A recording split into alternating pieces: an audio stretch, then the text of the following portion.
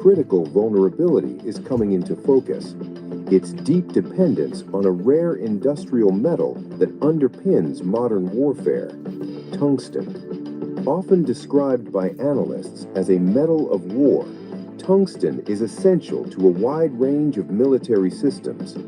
Its extreme density and high melting point make it indispensable for armor-piercing munitions, missile components, and high-temperature systems like rocket nozzles.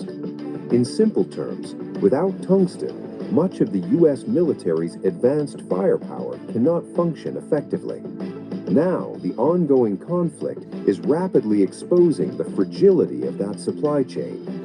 Industry experts quoted by news outlet Foreign Policy have said the pace at which U.S. forces are deploying munitions is placing unprecedented strain on tungsten reserves, raising concerns about how long current stockpiles can sustain operations. The prices of the metal have surged dramatically, rising by over 500% as demand spikes and supply struggles to keep up. The core issue is structural. The United States currently does not mine tungsten at a commercial scale and relies heavily on imports and recycling to meet its needs. That dependence becomes even more problematic when viewed against the global supply landscape, where China dominates production, processing, and export of tungsten and other critical minerals. This imbalance is now colliding with geopolitics. Beijing has already used its dominance over rare earths and strategic minerals as leverage in trade and diplomatic negotiations. Continued U.S. military operations that increase consumption of tungsten-heavy munitions could deepen that vulnerability, especially if tensions with China escalate further. The problem is not just about availability, but time. Even as Washington pushes to secure alternative supply chains, including investments in mining projects abroad and efforts to revive domestic production, these are long-term solutions. Building new mines, processing facilities, and refining capabilities can take years, if not a decade, to become operational. In the near term, there are no quick fixes. What is clear, however, is that replenishing tungsten is far more difficult than expending it, particularly during sustained, high-intensity conflict. The Trump administration has already begun responding to this challenge. Efforts include a multi-billion-dollar push to secure critical minerals, partnerships with countries like Kazakhstan for tungsten production, and new restrictions aimed at reducing reliance on foreign sources. But these measures are still in early stages and unlikely to address immediate shortages. The Iran war has therefore done more than stretch military resources. It has revealed a deeper systemic constraint. Modern warfare is not just about weapons and strategy, it is about materials. And in this case, a single metal, largely controlled by a geopolitical rival, is shaping the limits of how long and how effectively the world's most powerful military can sustain its operations.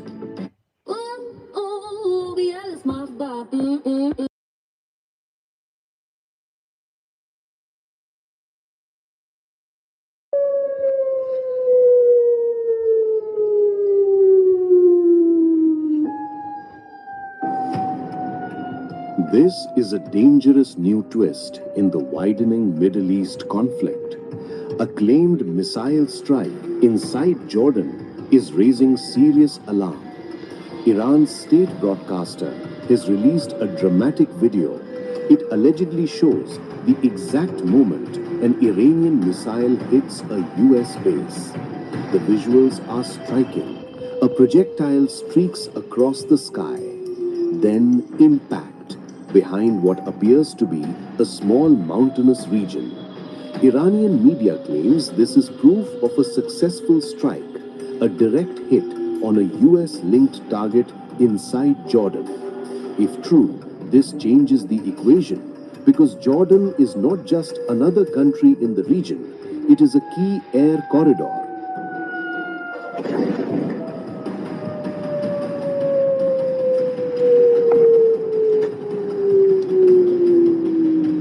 Israeli fighter fighter jets are believed to use Jordanian airspace, especially for potential routes into Iran, along with skies over the Kurdistan region in Iraq. That makes this location strategically critical and extremely sensitive. But Jordan is pushing back hard on these claims. Its armed forces say they intercepted incoming threats. One missile and two drones were destroyed. Authorities also confirmed multiple incidents on the ground. 6 cases of falling debris and projectiles were reported. This points to a high-intensity aerial exchange with objects entering and being neutralized mid-air. So what really happened here? A successful strike or a defensive interception? Right now, the truth lies between competing narratives. Iran is showcasing impact. Jordan is emphasizing defense. But one fact cannot be ignored. The conflict is spreading, and now even strategic transit zones are under threat.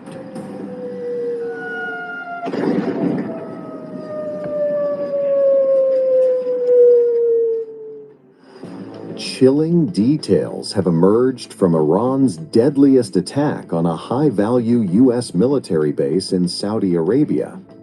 According to NPR News, citing a U.S. official, 2 E-3 Sentry aircraft were knocked out in an Iranian strike at Prince Sultan Air Base on March 27th. Earlier reports had suggested that at least one E-3 Sentry AWAC aircraft was destroyed beyond repair. More than a dozen U.S. service members were also injured in the attack. The E-3 is a high-value airborne command and control platform with replacement costs approaching $1 billion per aircraft. It is an AWACS, Airborne Warning and Control System, essentially a flying radar and command center that tracks threats and directs U.S. air operations across entire regions. The United States has only about 16 remaining, making each loss critical.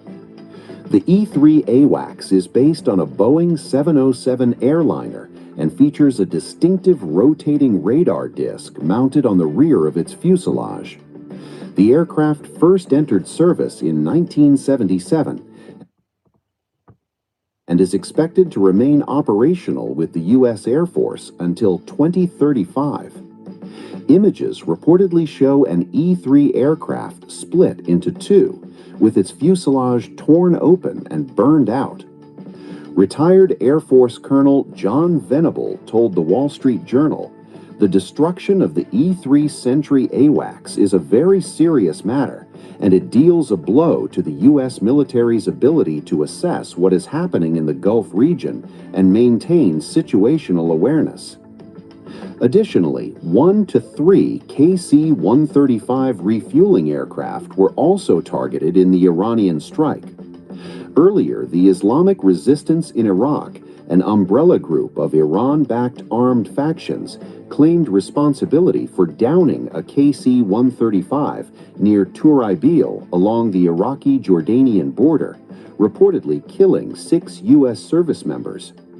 The KC-135 has been in service for more than 60 years. It is derived from the Boeing 707 passenger aircraft, which was retired from U.S. civilian service in 1981.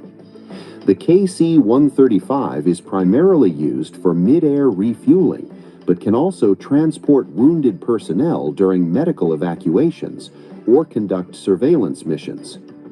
According to the Congressional Research Service, the U.S. Air Force had 376 KC-135 aircraft last year, including 151 on active duty, 163 in the Air National Guard, and 62 in the Air Force Reserve. Iran has also claimed that a $20,000 Shahed 136 drone destroyed a $300 million U.S. aircraft.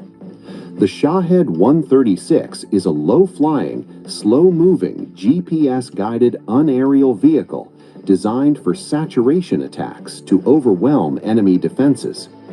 It has a range of approximately 2,000 to 2,500 kilometers and a low radar and heat signature making it harder to intercept. Iran has been targeting U.S. military installations across the Middle Eastern region since the war began on February 28th in retaliation for U.S. and Israeli attacks.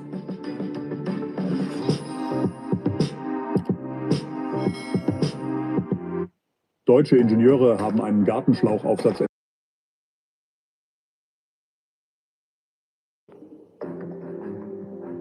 Operations at the UAE's biggest gas hub abruptly halted after an intercepted aerial attack rained debris onto the Habshan complex, igniting a fire and forcing an emergency shutdown. The Abu Dhabi media office confirmed the blaze began after air defenses neutralized the threat, but falling fragments struck near critical infrastructure. At the heart of the Abu Dhabi National Oil Company's primary gas processing facility, which gathers and distributes fuel from across the emirate for domestic use. The incident occurred just hours after strikes battered key facilities in Kuwait, where fires erupted at the vast Mina Al Ahmadi refinery, and damage was reported at a power and desalination plant. Iran denied launching these strikes and instead blamed Israel. Emergency crews rushed to the site as flames were reported within the complex, prompting authorities to suspend activity as a precaution while they brought the situation under control. According to Reuters, the incident unfolded after aerial interception measures activated in response to a suspected incoming threat, the nature of which has not been officially disclosed. While the interception itself was described as successful, the falling debris triggered a localized blaze within the perimeter of the gas infrastructure, forcing a temporary operational pause. Authorities cordoned off the affected zones, assessed structural safety, and launched an immediate inspection of the facilities to ensure no secondary risks remained. The media office reiterated that containment measures were effective and that safety protocols worked as intended to prevent casualties or major disruption. In a separate incident, officials confirmed that debris from intercepted missiles rained down over Ajban in Abu Dhabi, injuring at least 12 people. 7 of the injured are citizens of Nepal, while 5 are Indian nationals. Officials said at least 1 Nepali victim sustained serious injuries as falling fragments struck residential areas after air defenses intercepted incoming threats. Meanwhile, the UAE Ministry of Defense said its air defenses shot down 18 ballistic missiles, 4 cruise missiles, and 47 drones launched from Iran on Friday alone. Since the attacks began, the UAE says it has intercepted 475 ballistic missiles, 23 cruise missiles, and 2,085 UAVs in what officials describe as one of the largest sustained aerial defense operations in the region. Tensions in the Middle East have taken another dramatic turn as Iranian media reports claim that Israeli and U.S. forces have targeted key gas infrastructure inside Iran, just hours after U.S. President Donald Trump appeared to step back from threats of further escalation.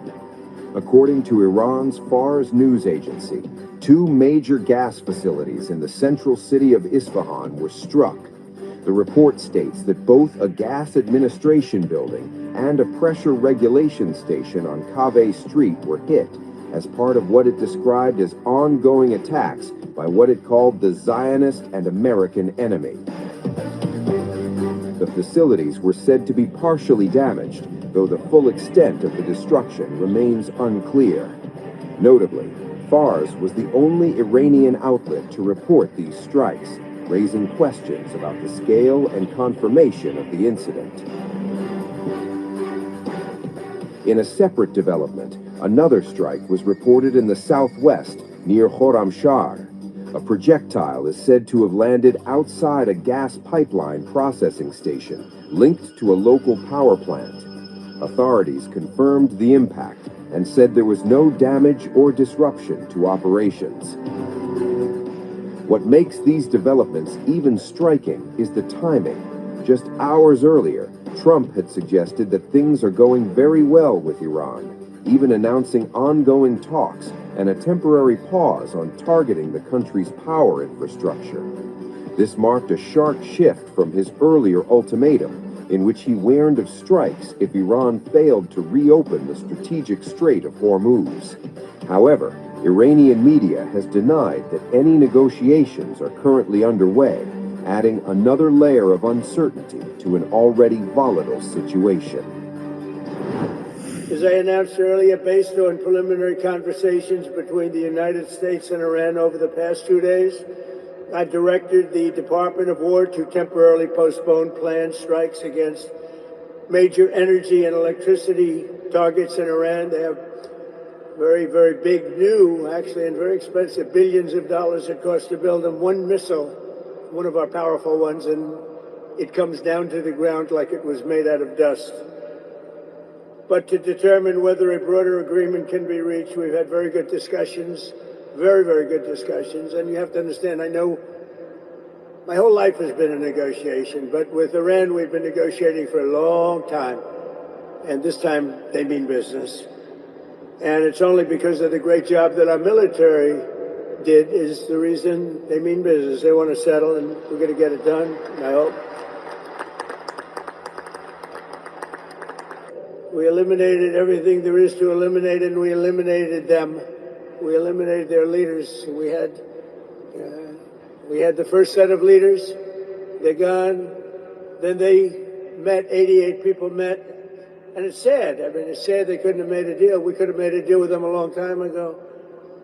Then the second set, 88 people met to pick a new leader, and they're now extinguished. And then they're meeting again, but now nobody wants to be the leader. It's one of the few political jobs that nobody wants anywhere in the world. Nobody wants it. It's a very dangerous job. My job is dangerous too, but their job is worse. Now Iran has one more opportunity to end its threats to America and her allies, and we hope they take it.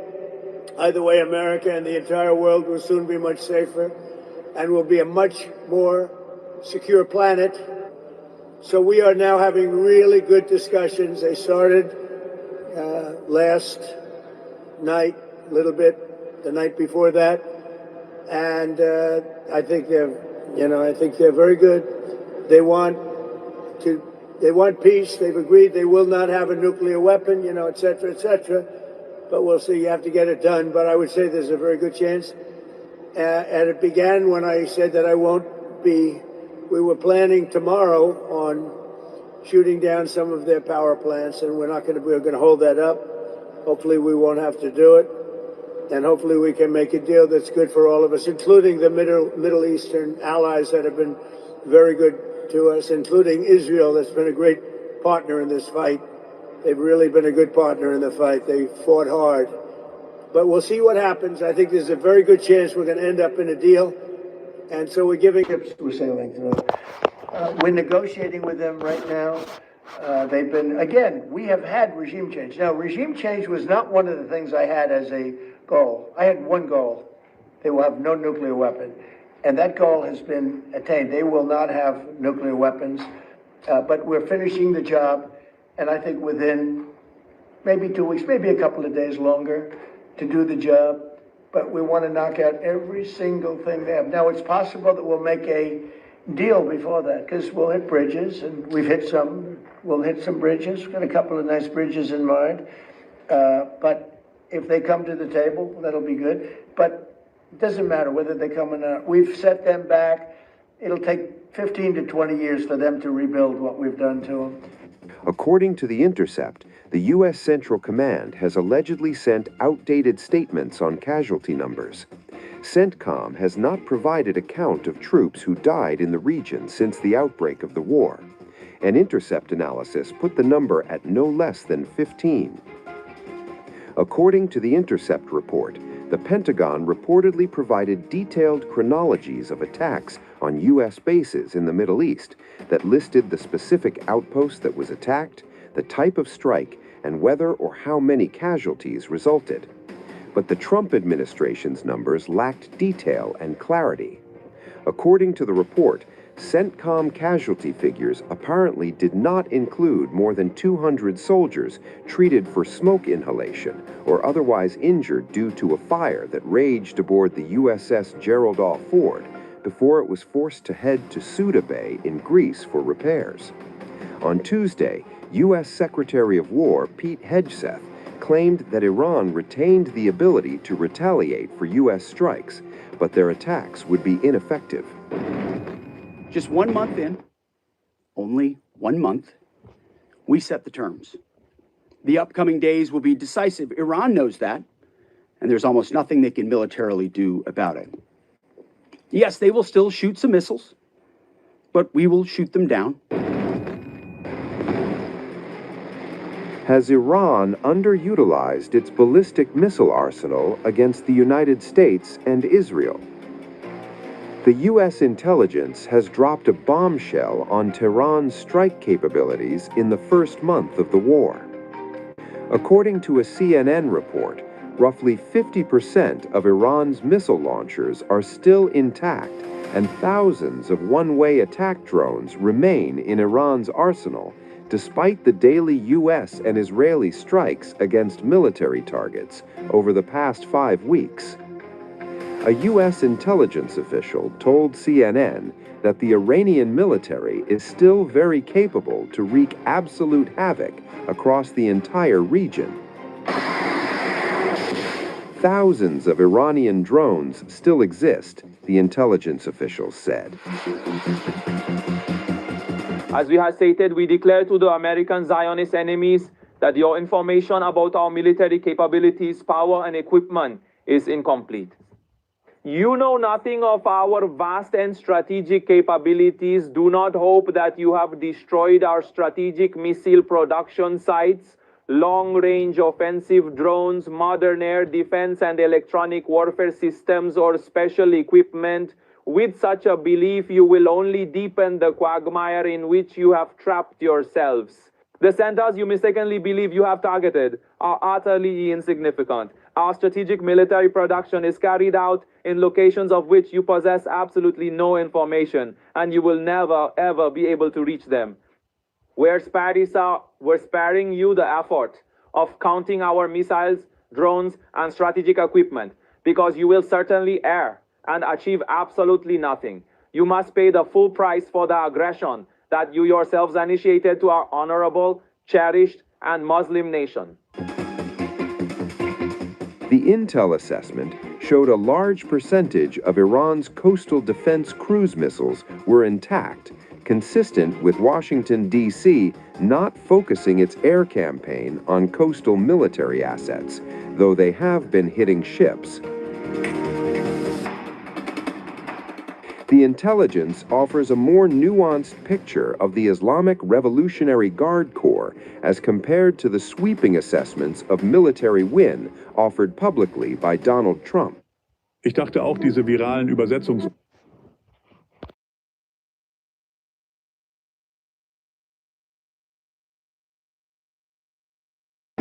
We totally obliterated those nuclear sites. The regime then sought to rebuild their nuclear program at a totally different location, making clear they had no intention of abandoning their pursuit of nuclear weapons. They were also rapidly building a vast stockpile of conventional ballistic missiles and would soon have had missiles that could reach the American homeland, Europe, and virtually any other place on Earth. Iran's strategy was so obvious. They wanted to produce as many missiles as possible, and they did, with the longest range possible, and they had some weapons that nobody believed they had. We just learned that out. We took them out, we took them all out, so that no one would really dare stop them. And their race for a nuclear bomb, a nuclear weapon like nobody's ever seen before. They were right at the doorstep. For years, everyone has said that Iran cannot have nuclear weapons, but in the end, those are just words if you're not willing to take action when the time comes. As I stated in my announcement of Operation Epic Fury, our objectives are very simple and clear. We are systematically dismantling the regime's ability to threaten America or project power outside of their borders. That means eliminating Iran's navy, which is now absolutely destroyed, hurting their air force and their missile program at levels never seen before, and annihilating their defense industrial base. We've done all of it. Their navy is gone, their air force is gone, their missiles are just about used up or beaten. Taken together, these actions will cripple Iran military, crush their ability to support terrorist proxies, and deny them the ability to build a nuclear bomb. Our armed forces have been extraordinary. There's never been anything like it militarily. Everyone is talking about it, and tonight I'm pleased to say that these core strategic objectives are nearing completion. As we celebrate this progress, we think especially of the 13 American warriors who have laid down their lives in this fight to prevent our children from ever having to face a nuclear Iran. The U.S. Central Command, in an ex-post, had claimed that it struck more than 12,300 targets, damaged more than 155 Iranian vessels. U.S. Secretary of War Pete Hegseth, during a press briefing, had claimed that ballistic missile attacks against American forces were down by 90%. Missiles being shot are down over 90% since the beginning. One-way attack drones down 90% since the beginning, which is a reflection of overwhelming firepower. But you mentioned the most important part, Mr. President, their defense industrial base. If you can't make more of it in the future, then you have a limited supply. And so we're going after all of their defense contractors that make all of their exquisite weapons and ensuring that even if they wanted to rebuild more launchers or more missiles, they couldn't in the future. And that's a level of devastation for their military that they've never seen before.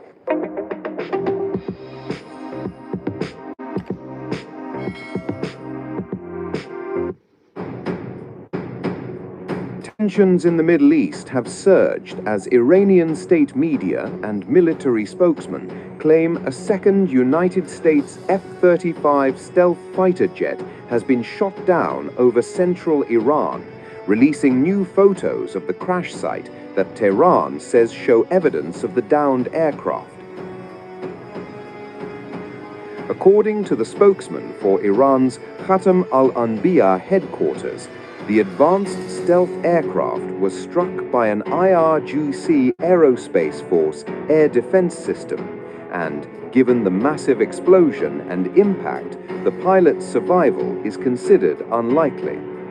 Iranian outlets such as Press TV and the semi-official Mehr news agency shared photos of the crash site, claiming they show wreckage where the F-35 went down.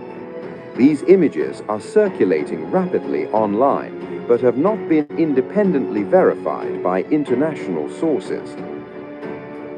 The Iranian government says the jet was brought down in its own airspace, part of what it describes as defensive operations during the ongoing conflict with US and allied forces.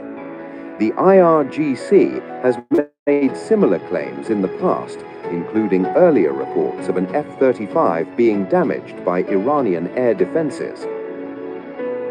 The United States Central Command, however, has not confirmed that any F-35 has been shot down and has not issued an official statement about the latest claims or the photos released by Iranian media.